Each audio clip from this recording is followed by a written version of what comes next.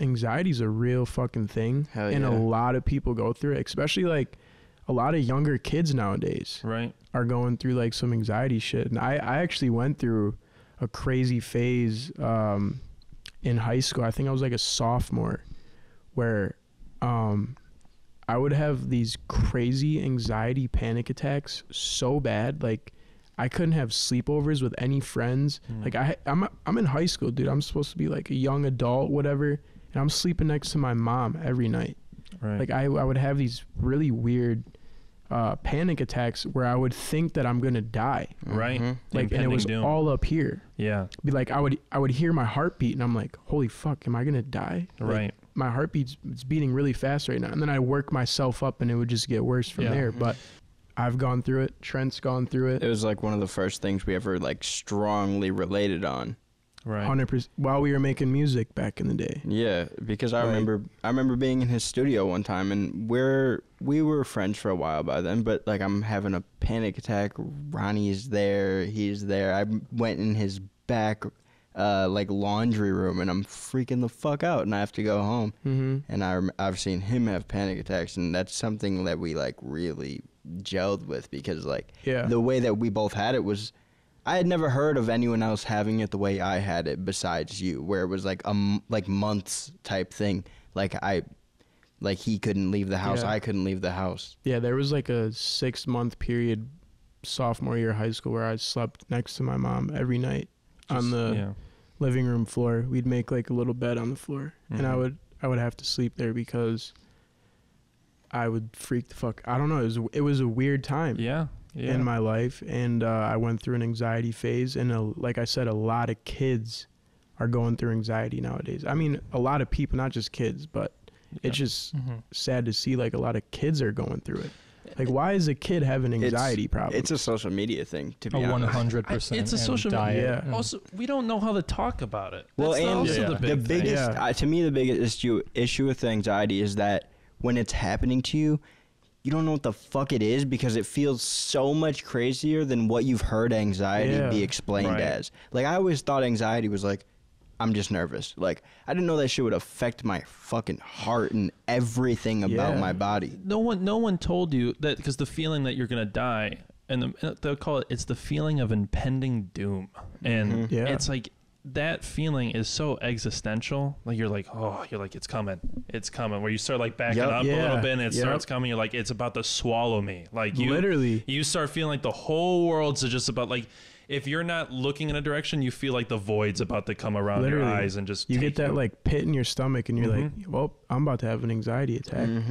And you know, I used to be, my freshman year at college, I was horrible. I was really bad with anxiety.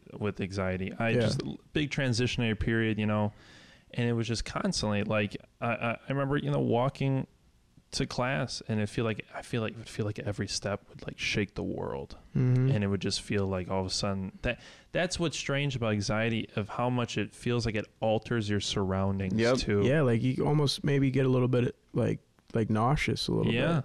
Well, it's like this weird euphoric feeling where like it doesn't feel real. It feels like you're living your eyes, like your eyes are living in a movie, but like I can feel my body, but dissociating. It just feels weird. Fake.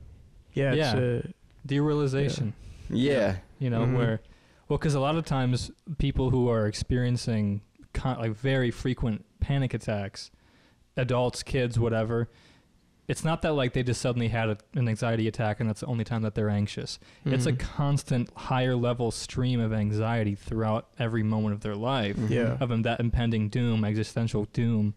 And then the moment that they can't push it down, and that they're not strong enough to like hold it down, is when it reaches that panic point. 100%. That's how it is for me. It's always been like that for me. Yeah. And I'm so happy that I went through that phase.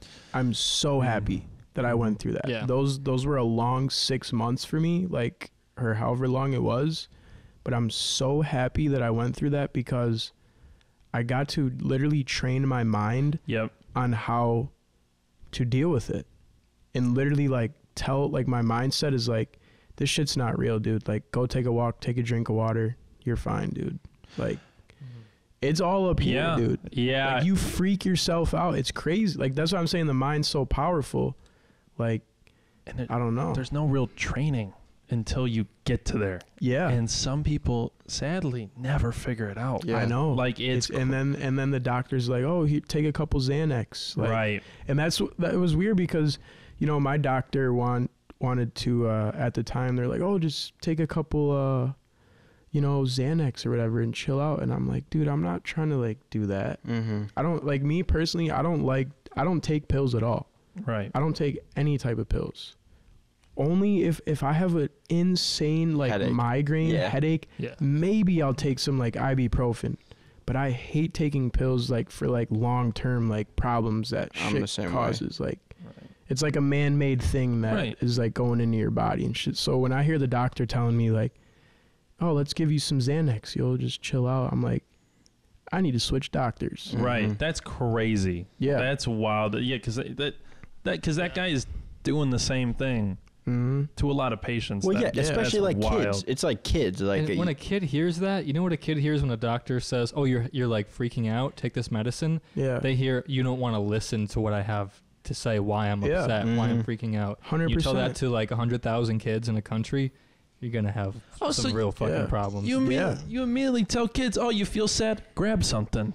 Yeah. Whatever near you. Take the thing that's going to push it away. Why they pills? Start drinking. I mean, dude, the biggest fucking pandemic we're in right now is the drug pandemic. So the pill pandemic is the biggest pandemic in America right now. And it's because of things like that. People think that they need to rely on stuff like that. And if it works for you, it works for you. But I don't think it should be relied on. Yeah. Problem is though, is you go to this, let's say Xanax, to help you with your problems.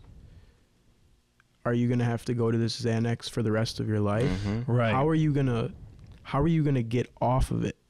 Right. You know, you can't go through that natural feeling of teaching your mind on how to deal with this anxiety. You have to instantly say, I have an anxiety attack, I'm gonna pop a Xanax. And I'm gonna feel better and I'm gonna solve my problems. Right.